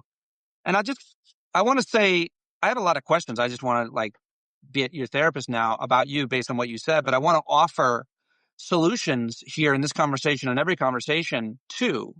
And I think that this is obviously hard, but I give myself credit because I keep a lot of friends close, but particularly I have 3 men who I talk to a lot about everything. That's a lot. That's a big deal for somebody, but they have different relationships with each one of them. One of the people in my life, the man I'm closest to, lives in Australia. I've talked about this a lot. We use the Marco Polo app, which is a video messaging app. I highly recommend it. Yeah. For men. It works good for men to communicate because we don't interrupt. You just say something, the other guy has to listen and then respond. And then you get time, because men also aren't good at this, to think about what you want to say. And then you can say it later at any point. I have him. I talk to him every day, Waj. I think I've told you about him. We talk every day, and we talk about everything in our lives. Every Wednesday, I go for a hike with another friend of mine, and he's great because he's almost 15 years older than me. And it's really great to have an older man in your life as a man, a similar gender, older person in your life to tell you, here's what's coming about the prostate, my friend, or whatever else it is. Yep. He also was divorced and has 2 daughters. Like, he has been my literal shepherd as we hike every Wednesday with our dogs. I look forward to that. And my older brother, who is my muse and my mentor and has been amazing for me and is the reason for a lot of reasons about who I am and why I am. And I think that if you can be open and have relationships with other guys that are more than just golfing and complaining, it's okay to complain. Absolutely, you need that. It's helpful. But that will also be there sometimes without judgment, sometimes to listen. One of the worst things I did in my marriage, and I don't think my ex-wife was ever able to articulate this to me, but she would tell me her problems, and so many men do this because we're men. And I would hear her out. I'd be there for it. And then I would tell her what to do or how to fix it. And then she would inevitably react with some kind of, I can't talk to you. She'd get frustrated. I can't talk to you. And I'm like, I talk to people for a living. Of course you can talk to me. I'm the greatest listener. But what she didn't say is, sometimes just shut the fuck up. You just have to listen. I just need to say things for a little while. And I realized that was such an important lesson because when my daughters were young, too, this is in a lot of parenting books, but especially in my favorite parenting book, Between Parent and Child by Dr. Chaim Ganat. It's sometimes your kid just wants to complain or tell you about how they got picked on, whatever. And the best thing you could do is, oh, man, that sucks. That's it. Just empathize. Horrible. Oh, that must have been so embarrassing, humiliating, and frustrating. And that's it. Just hear them. Don't try to solve their problems. Having men that I can do that with, who also often offer solutions and who make each other laugh and who are there for each other, it's the best thing in the world. And I've got a lot more men like that too, but these 3 guys, I have this core that I talk to regularly. They know everything about me. They've both seen me naked, literally and metaphorically. I never want to see you naked, literally, but I have seen you naked metaphorically, and it's still terrifying. But, the fact that you have 3 men that are a support system, that's huge, Pete, because most men have this, folks. Those watching right now, women, if you don't know, most women have 0. And what we do is we mask it through sports talk. We mask it through jokes. We mask it through, hey, man, you see her? She's fine, right? Yeah. You mask it through, how are your kids doing? It kind of... A lot of talk about grilling, a lot of also jokes and ribbing. It's a very kind of high schoolish, immature-ish, dipping your toes in the water to test the waters to see what's safe. You get enough of a social engagement interaction, but you don't really lean all the way in or jump in, right? So what you'll do is, it's like, hey man, are you feeling okay? Yeah, my dad just died, but yeah. Well, what about the NBA playoffs? You're like, wait, what? Because it literally, and it's a killer. It's a killer. And you have 3 people, and I know myself. I am trying. I'm 44 years old. It's so interesting. Even though we're having this conversation, even though I know what I have to do, I will never call anybody. Like, this is me, just my personality. Everyone calls me and says, well, not everyone, but a lot of people can rely upon me, which I feel really good about. Like, they have problems in their life. They talk to me. I listen. You'll never ask for help. Never. I'd rather die. I would just die. And the only time I was that way when I was your age. I'm 49 now. And I was so good at it. Just like you are. You are that guy. So many people want your attention, want your blessing, your respect, your credibility, your following, your ideas. They want you to work for them. They want you to speak to them. They want to just talk to you. They do. You don't reach out and ask anybody for help. I was just like that. And then when I lost my job and I was really desperate, I reached out to this guy who I'd interviewed and become pretty friendly with, the film director and writer and kind of spiritualist, guy named Tom Shadyac. He directed Jim Carrey's films, and he did this documentary, I Am, and he wrote a book. And I just came to him and I was like, Tom, I'm in the worst place I've ever been in my life. I'm so scared. I'm so intimidated by the situation I'm in. I crumble so easily. I got no resilience. I'm really struggling. And he's like, well, I'm glad you reached out to me. He's like, are you asking people to help you out? And I was like, oh, I'd be horrified at that. He goes, but you're so helpful to people. You've always been so helpful, just like you are, Waj. And I go, yeah. And he goes, why do you help other people? Why do you try to create opportunities for other people and try to be a good person and mentor to other people? I go, because it makes me feel great. He goes, then why are you stealing that from me? You're taking that opportunity. Like if you called me tomorrow and were like, I'm struggling with this. I had this fight with my wife, or my kids are this, or work is that. It would be it would make me feel so great to be able to just listen, much less say anything. Like you're robbing another person the opportunity of joy and purpose that you, Waj, get when you help me and so many others. And that to me, when Tom said that to me, it hit me so hard. He's like, why are you taking that from me? That thing that you feel so good about, that you feel so purposeful and driven by when you wake up, that you helped somebody today, that you were there for somebody today. Why won't you let other people have that feeling? And I go, you know what? I will. And then I called like every single influential, successful person I knew, and I started asking for help. And that was a game changer. And say what you will about Van Jones. He was always a good friend of mine, and he gave me really great advice. I never would have called him, but good God, it's a beast. This is the cat that wants something. This was a baby cat that we got from the shelter. I got it for my daughter. I didn't know anything about cats. When I got it, it was this big. I knew nothing about cats, but like my daughter wanted a cat, so I got it from the shelter. And now I have a giant tiger in my home. But that's a very good point that you made.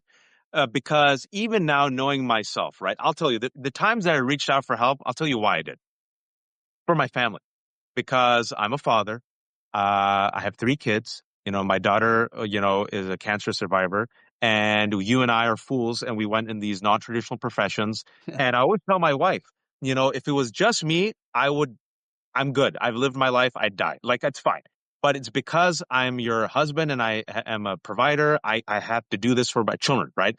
And so she goes, why do you always talk like a martyr? So it's like, she says, if it was just you, what would you do? I said, I do what I did when I was 21 to 32. Everyone thought I was successful. I was completely broke, foreclosed the house, homeless at times. And I made a vow to myself, I would either make it or I would die trying, right? What I told myself every day was I will either make it across to the island or I will die in the pursuit. I will work until death. That's the only thing that kept me going because it was so desperate. I was so desperate. Things were so tough. And meanwhile, I never told anyone.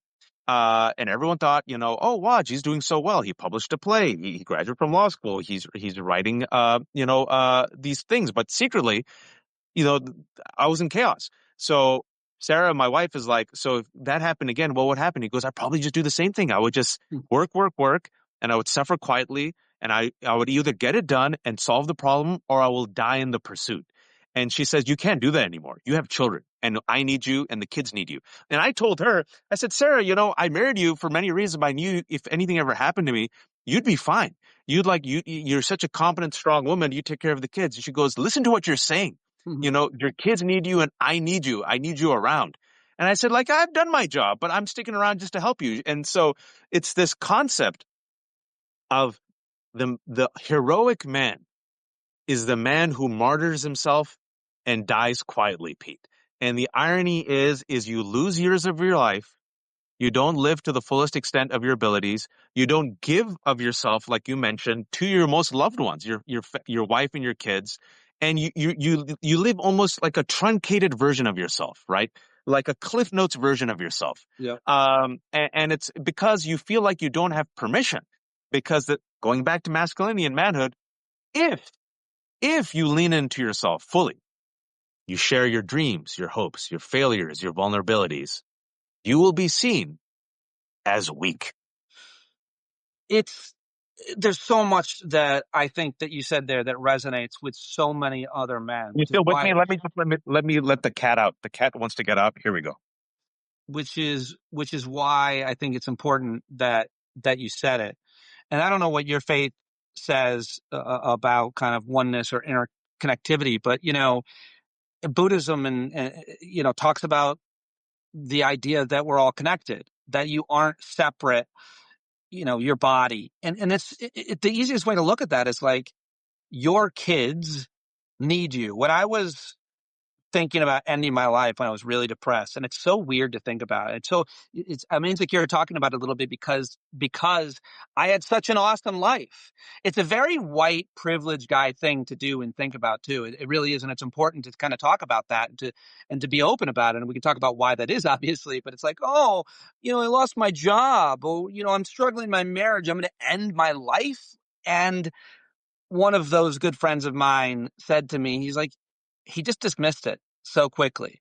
He said, that is my Australian buddy. He goes, you can't do that, mate. I go, why? He goes, because you got to walk your daughter down the aisle. And what he was saying was, you aren't separate from your daughter. You aren't separate from your kid. You are connected to them in every way, including kind of metaphysical way. Like, you just being alive is everything to your kid, but you're so much more to that to your kids. You are their plaything. You are their friend. You are their role model. And your role, your primary role, is as their role model. You can't go anywhere. This is who you are. This is the path that you're on. And not to mention the fact that obviously your work is so important for so many of the rest of us. And so this idea, that you articulate well about the lane that you've traveled in and the way that you've seen yourself defies the idea that you got to put your own mask on first and take care of yourself so that you can be that connected father and husband and partner and son and everything that you are and friend. And it should drive you with tremendous purpose, just the existence, just that role that you play for each of us every day as you get up. It does for me, and I'm not nearly as important as you are anymore. And I mean that seriously, because my daughters are growing up. Like, I did it. My daughters are 17 and 20, and watch, they're awesome. And I'm not taking credit for it, but I'll take a little bit. Like, I definitely was present, and I did everything I could to be the best dad to these girls, and I still am very close to them. You are the same dad that I was, but you have to be so present for your 3 little kids right now. And that's the choice that you've made. And it's the manliest thing you could do, the most attractive, the most masculine thing that you can be. And just sharing all of what you've shared today, I think is so important for other men to hear and for other women to know that there are men like you that think this way and act this way, more importantly, as somebody said. Well, I'll keep you for 5 more minutes, and I appreciate people enjoying this conversation. And those who have asked, we're going to publish it afterwards, so it'll be up, so you can listen to all of it. Or if you came in halfway, you'll get the entire recording of the past hour. But so much of it, I was thinking about it. Why do men, and why did I think like that? Because men are taught that our test in life is material, that our job is to be hunter and gatherers, and our use is connected to, can we provide? Can we provide for our parents when they're aging? Can we provide for our wife? Can we provide for our kids? Can we get the job? Can we have the money? You get the nice house and the nice car. And for women, it's gendered, it's cultural, right? But it's oftentimes the family. So you can have the most successful woman who, probably comes up with the cure to all these diseases and is an ambassador and has saved a country from financial ruin. And they'll say, yeah, but is she married? Does she have kids? Right? Oh, she doesn't? And you could be the best dad ever. And you could save like a boatload of children. And you could volunteer. How much property does he have? Oh, he doesn't have a job? Right? And so many of us, our worth is our masculinity. Our identity is tied to solving problems, being useful. And usefulness is not seen through the ephemeral as being present, being aware, listening. It's I have to work and labor and then die. And I think it's connected to so many men because that type of understanding of the usefulness of a man is you're seeing the correlation with the depression and loneliness because, but can you make a bench, right? Well, can you make a bench? So many young men are realizing, oh shit, I don't have a job. I can't get educated. If I can't get educated and get a job, I can't have money.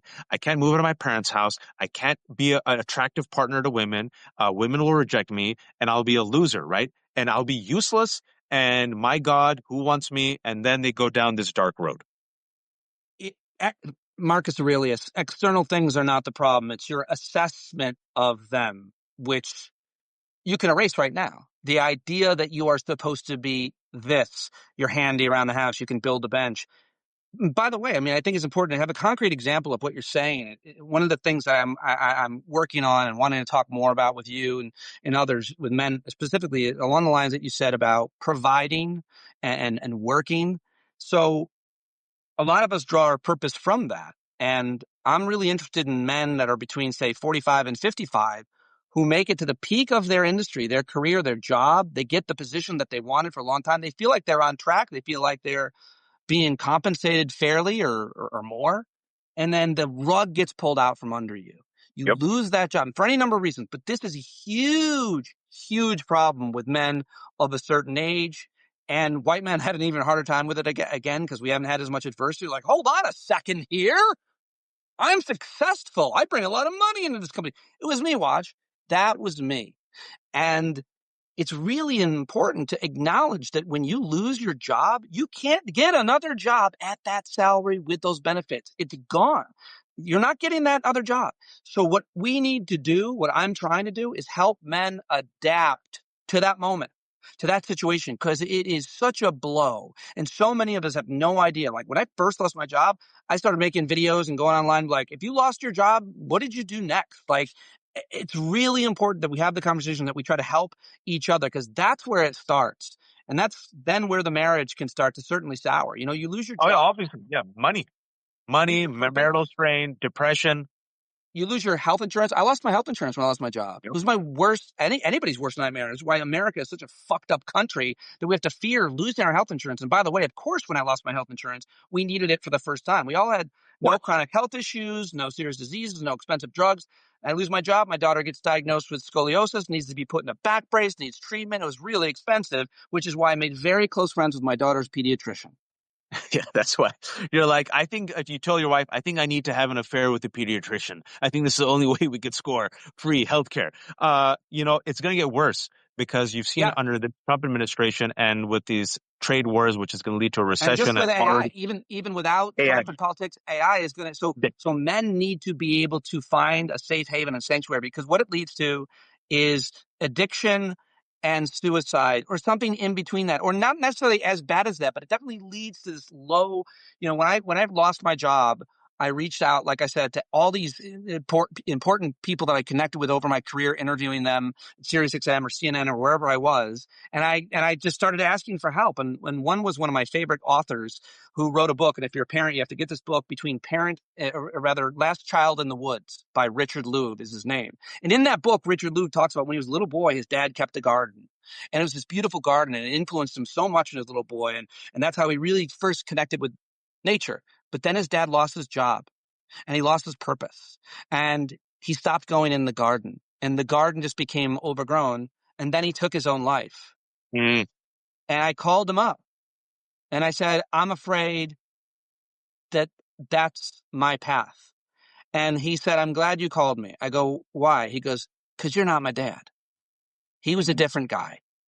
And the truth is, my garden did get overgrown, and I did get separated, and I do live in an apartment now, and it has been the hardest year of my life. But I'm really, really interested in sharing that and exploring that and talking with other men who are going through everything that I've gone through, because whatever they call a middle-age crisis, I'd love to give it a better name, Waj. Maybe we can workshop it, but it is common. It may very well be coming for you, and I don't want you to suffer alone. I didn't. That's what saved me. I had the community of people who listen to my show and support me. We call it the stand-up community because we stand up for each other. I had friends like you, but I know so many men don't have hardly any of that. I have so many resources that saved my life over and over and over again. And by the way, you know, losing my job also saved my marriage at first. But then things began to degrade again because it's just the struggle that I've mentioned, that I've already articulated. So that's what I'm trying to do, and that's what I want to do with you and with anybody who wants to participate in this conversation. And no, I appreciate you called me one time, and it was a scary call in the sense that I did. If you remember what I said, tell it, because I do remember that. I remember where I was when I called you, and I remember you. No, you said it's the first time in my life I've thought about ending my life, and you know, I've never thought this way, and I'm getting these thoughts, and it's very hard to wake up and see, you know, the point. And I've never been like this before, but I'm at this place, And, I talked to someone, I think you talked to your Australian friend. He said to call me up, and he said, I know you've been through some things before. What gave you hope? What allowed you to enter the next day and keep going? Because right now, I can't believe I'm saying this, but you said this, like you had self-awareness of the fact that you said, I don't think like this. I've never thought like this. The fact that I'm thinking these thoughts means I'm in a bad place. And then, I don't know, I said something and you said it helped you, which made me happy that I could be useful to you. See, that goes back. I could be useful to you. What it really did was it showed me, wow, Pete, man, because I thought about that and I'm like, that was very brave of Pete to do. Because I've been in those situations before, not in the sense that, God forbid, I've gone, I want to end my life, but bleak days where there's an Arabic word called waswasa, means the whispers. And when you're exhausted and when you're tired and when you're beat down and when your resilience meter is completely depleted, the waswasas, they win sometimes, Pete. The whispers, the Gollum sits there and defeats Smeagol, right? The armies of doubt defeat conviction. And you need anyone to just give you a lifeline. And someone just simply talking to you and listening to you and taking you out for ice cream or putting a hand on your back. That's all it takes. That's the wind beneath the sails. So the fact that you shared made me realize, I told my wife, I that's really brave of Pete. I don't know if I would ever do that, but I need to put myself in a situation where I make sure that I know what's happening, right? And what we call it is not midlife crisis. We call it the sandwich years, where death and birth hit us in waves. Yeah. And the older generation goes, and now we realize, oh my God, we have replaced our grandparents and parents, and young people are looking to us for wisdom, right? I've buried people, and I've literally held a child in my hand. And now we're in that year where we realize there's less years ahead of us than behind us. And we're aging, and we're still alive, and we survived. That's a beautiful thing. How do I want to live the rest of my life? Do I want to live the rest of my life in pain? Do I want to be the better version of myself? And what do I want to leave for my children, right? That's where we're at right now, which is why there's two ways you can go.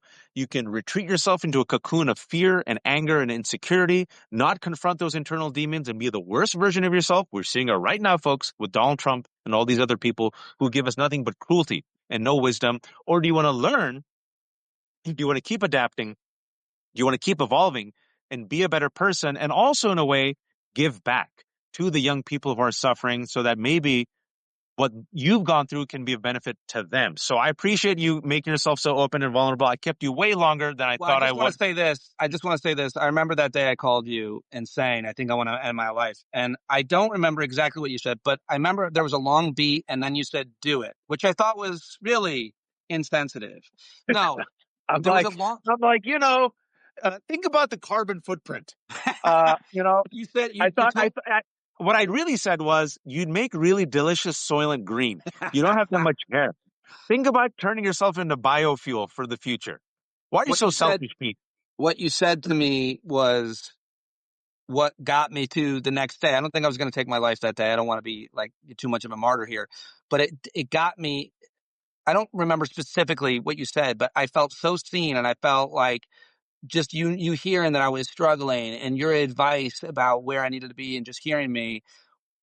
I remember exactly where I was, but I hung up the phone. I was in my backyard talking to you, and I felt such relief that you knew and that you cared, and that mainly that you had the wisdom that you shared. And I hope that everybody gets to have a friend like you, or maybe you are that friend. But you need to reach out, and you need to have those moments and those people in your life, and you need to cultivate those people in your life, and you need to invest in those friendships because they're not always going to be there for you. So I appreciate what you did for me that day and what you've done for me so many days since. And this talk was great. Thank you very much. No, thank you all for joining us. This is, folks, Pete Dominic has a fantastic podcast called Stand Up, and I've been telling him to get on Substack and YouTube because more people need to see him and hear him, and also to help his revenue stream. And he's like, the Substack app, So he's finally doing it. Pete, shamelessly promote yourself. Yeah. So the podcast every day, I do a whole news rundown and I play a bunch of clips and I interview a really smart person every day. I used to do it 3 hours a day live on the radio for like 12 years. Now I produce it myself. So the podcast is there daily. And I'm now on Substack. I don't know what I'm doing, but please, subscribe, and you can get the podcast and all the smart people I talk to. Stand Up with Pete Dominic Daily. That's where I'm at, and I hope that people will come over and join me because people like you are supporting me and regular guests on the show. And I love you and I appreciate you. And I'm just so grateful to have had this conversation. I hope we can keep it going. Yeah. And Lisa, we just got a comment, Lisa, about going to talk to your son. Please do talk to your son about his feelings. I have a son. We talk to our son and our daughters the same way. We try to be open. My kids, thank God, just like Pete's kids, are kind, decent, empathetic. Just like, can I just share something as a dad where I felt like maybe I did something right in my life? And, there was last week at their school, there was bingo family night. And, we went there, we played bingo. It's all just to support the PTA. And they got all these free gifts donated, right? Gift cards and toys, right? So you give like $5 for each bingo card, right? So the kids are all playing, the family's playing, right? And everybody wanted the Roblox gift card, right? So my son and one of his best friends, the best friend gets the Roblox gift card. There's 2 cards. And my son's a little sad. So his son says, Ibrahim, here's one for you. And he gives Ibrahim the gift card. Now, Ibrahim in the next round wins the $40 McDonald's card. My son does not like supporting McDonald's on his own because he's like, McDonald's supports Israel and the genocide. I'm like, bro, it's a little harsh if he goes, I don't want to support McDonald's. But still, there's another kid next to him, a younger kid, who really wanted something, and he wanted the McDonald's card. So my son on his own gives the McDonald's card to the kid. And I sat there, I'm like, man, I told both those kids, because affirmation is important. I went both of them. I said, Ibrahim and Kate, I just want to let you know what you did was really good. Yeah. Always help people. It was so decent. It was good. I'm proud of you. Your parents are proud of you. Yep. You on your own. You saw that kid and you saw that he was sad and you gave him the card. And Kate, you gave my son that card. That's the way you should be. Just keep sharing. And I just thought maybe I did something right in my life. It reminds that's so grateful, and it's so important, and it's such a good lesson. Positive affirmation is so much better than punitive measures in parenting. I firmly believe that it works so much more. We never grounded our kids or punished our kids. I said, I'm disappointed in you a few times, and that seemed to work. But, giving those positive affirmation is the best way to guide their behavior as opposed to like punishment and consequences. But your story reminds me when my daughter was little, we were at Yankee Stadium, and she caught a foul ball and like took it out of this little boy's hand, basically, like they both caught it at the same time. And then she kept it. And I told her, good job. That's the way you do it. You got to keep it because in the future there's going to be austerity and I won't be able to buy the baseball balls for you. Exactly. The boy was crying. You take what you want and you keep it. Sharing is for losers. And then you just want like this to it. He was crying and I said, the trade war is coming. $1, little boy. $1. That's what he did. He did that to the little kid. Loser. Thank you all for watching. This has been The Left Hook. It's thelefthook.substack.com. And there you go, everybody. I'm back. That's it. That's the conversation. I hope if you stayed all the way for it, who are you people? I love that you did. Hopefully you got a lot out of it. I put a lot into that one, and I know Waj did as well. Go follow him on Substack. Follow me on Substack, on YouTube, and all the rest. That's all I've got for you. I hope to see you at tonight's Hangout. If you listened all the way to the end, I remind you there. I don't think I said it at the beginning. Oops. And I'm so grateful to have you here. And, of course, John Carroll writes and performs all of our music. Go buy his new album at johncarroll.org. If you haven't, today is your day. John Carroll, taking us out. Be the change you want to see, and I'll talk to you tonight or tomorrow or anytime on the Discord platform. Bye-bye. When you can't see the forest for the burning trees, you got to stand up. Hey, you've been sitting so long, you got the creaky knees, you got to stand up. Stand up. I think you're driving wheels been leaking grease. Boy, you better stand up. Stand up. Well, there's a whole lot more of us who know what's right. They'll keep right on ignoring us if we keep sitting tight. We got